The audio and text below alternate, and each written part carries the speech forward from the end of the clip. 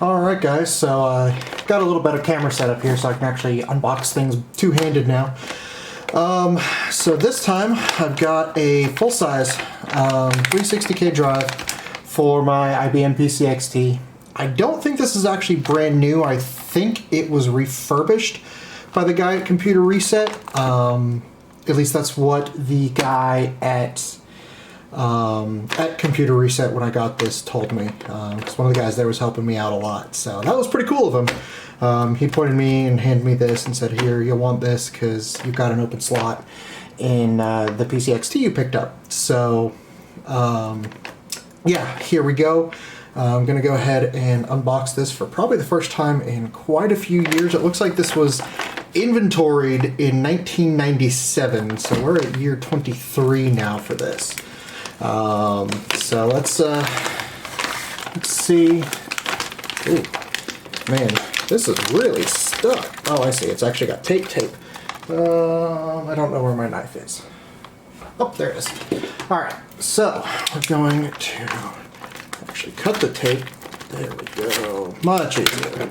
All right, so let's see what we got and how it looks. I see one good sign in there already. Let's see if we can get this out any easier.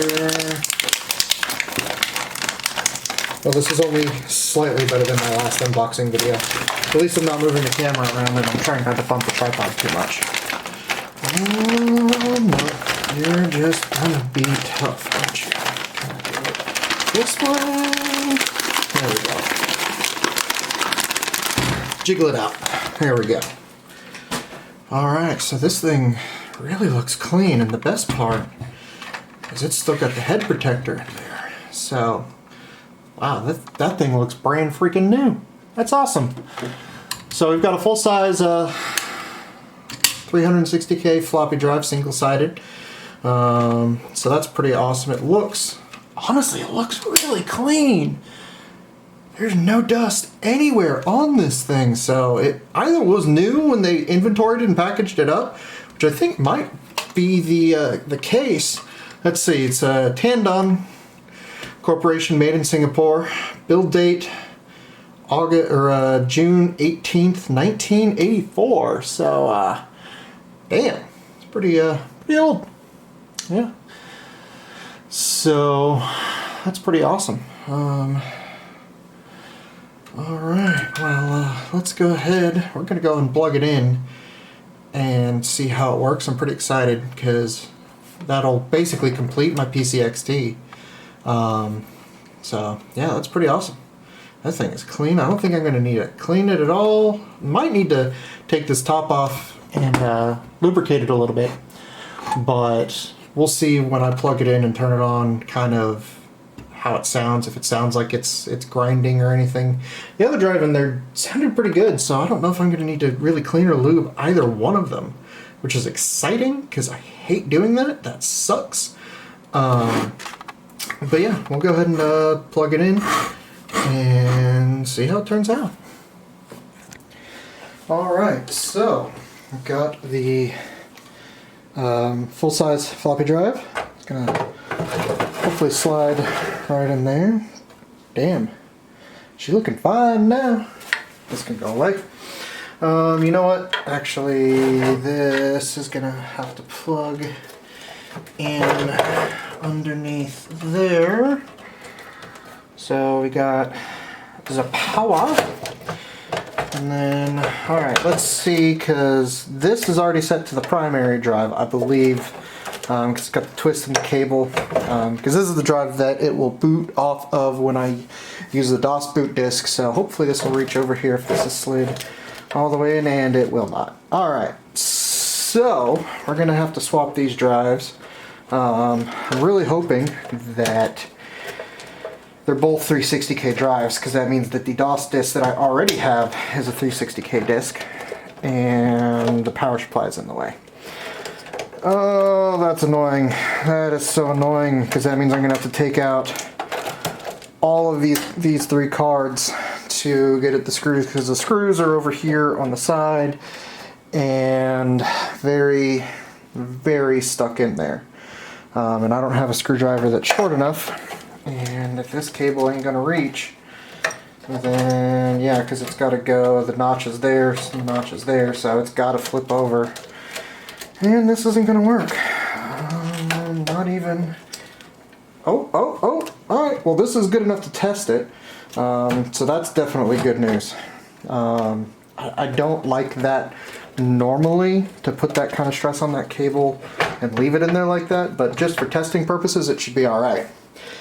So let's go ahead and I'm going to go ahead and boot it up and see if it'll read. I apologize if that high-pitched whine is coming through on this video. I don't know. But let's go ahead. We will grab our, where did I put it? Oh, it's in the other drive. So we're going to grab our DOS, MS-DOS 3.3, and we'll stick it in the drive I just put in there and see if it works. Let's boot it up. Oh, that's not a good sign. Oh, that's not a good sign at all. It was booting up fine before. But I put this drive in there, and let's see if so.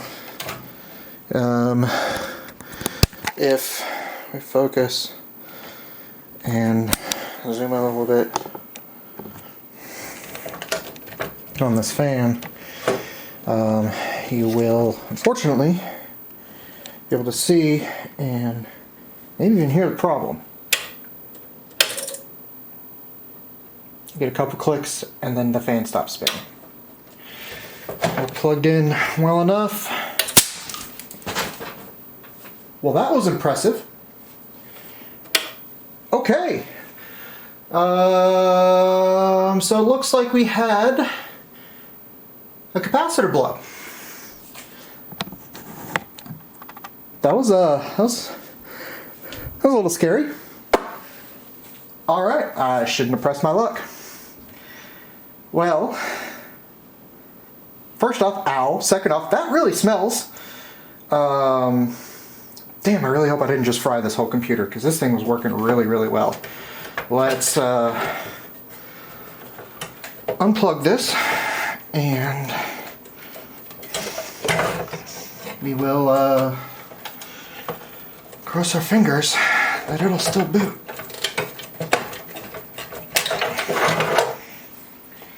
Man, that was scary. I hate exploding. I hate electronics exploding. So, alright, that's a good sign. So let's see, there we go. We are counting memory, hooray! And I actually don't have too bad a banding, so that's actually pretty nice. So we'll see if it boots to DOS. I hope I didn't ruin this DOS disk, that would suck.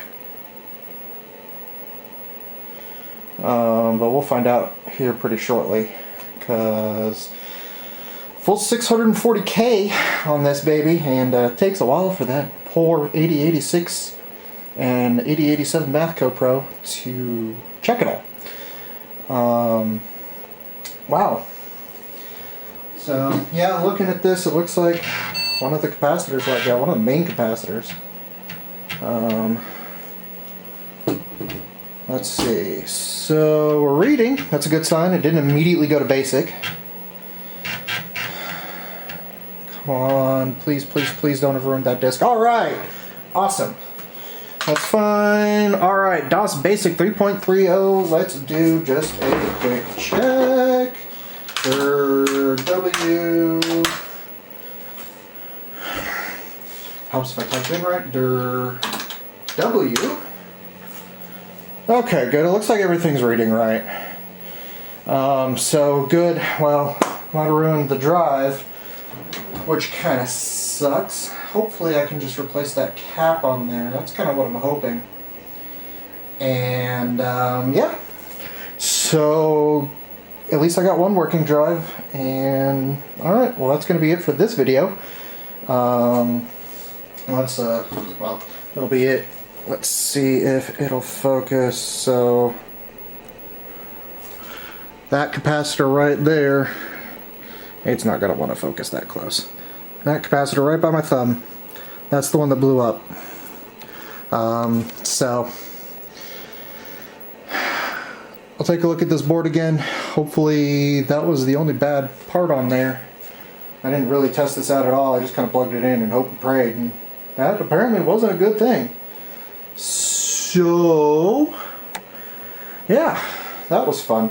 I want to take a look at this board, break it down, and take it off and see if I can figure out what happened. So yeah, that's all.